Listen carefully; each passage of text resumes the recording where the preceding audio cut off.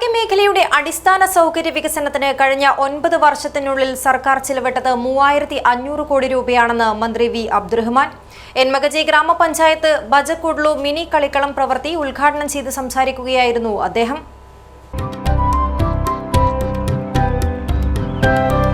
നന്മയുള്ള മനസ്സ് പോലെയാണ് പരിശുദ്ധിയുള്ള സ്വർണവും എന്നും നിങ്ങൾക്കൊപ്പം. Roshy jewellery, bank road, അൻകോട്ട് road, Kasaragod. ഒരു പഞ്ചായത്തിൽ ഒരു കായിക പരിശീലകനെയെങ്കിലും നിയമിക്കുവാൻ നടപടികൾ പുരോഗമിക്കുകയാണെന്നും സംസ്ഥാന കായിക നയത്തിന്റെ ഭാഗമായി സ്പോർട്സിലേക്ക് വരുന്ന യുവാക്കളുടെ കായികക്ഷമത ഉറപ്പുവരുത്തുകയും വിവിധ പദ്ധതികളുടെ ഭാഗമായി സ്പോർട്സ് കിറ്റുകൾ നൽകുകയും ചെയ്യുമെന്നും മന്ത്രി പറഞ്ഞു.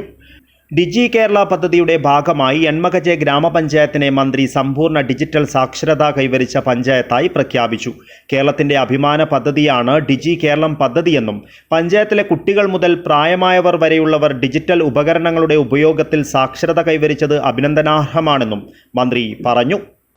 നമ്മുടെ സംസ്ഥാനത്ത് കായിക മേഖലയിൽ വലിയ മാറ്റങ്ങൾ ഉണ്ടാക്കാൻ നമുക്ക് കഴിഞ്ഞ ഈ 9 വർഷങ്ങൾ കൊണ്ട് കഴിഞ്ഞു. LDF സർക്കാരിന്റെ കാലഘട്ടത്തിൽ ധാരാളം പദ്ധതികൾ കേരളത്തിലുടനീളം ഈ മേഖലയിൽ നമ്മൾ നടത്തിക്കൊണ്ടിരിക്കുകയാണ്.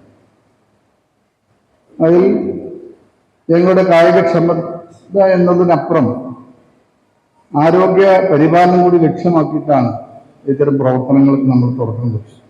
AK അഷ്റഫ് MLA അധ്യക്ഷത വഹിച്ചു. Sports foundation Kerala assistant engineer Nasiya report അവതരിപ്പിച്ചു. ബന്ധപ്പെട്ട ഉദ്യോഗസ്ഥരും ജനപ്രതിനിധികളും വിവിധ രാഷ്ട്രീയ പാർട്ടി പ്രതിനിധികളും സംസാരിച്ചു. ചടങ്ങിൽ എൻമകജെ ഗ്രാമപഞ്ചായത്ത് പ്രസിഡന്റ് JS സോമശേഖര സ്വാഗതവും പഞ്ചായത്ത് സെക്രട്ടറി E ഷാനവാസ് നന്ദിയും പറഞ്ഞു.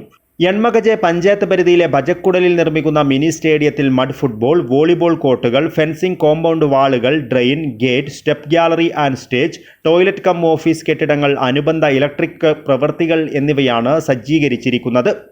7 ഫുട്ബോൾ സ്റ്റാൻഡേർഡ് സൈസാണ് മൈതാനിക്കുള്ളത്.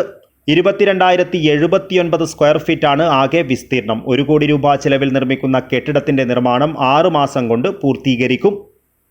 News bureau, Kasaragod.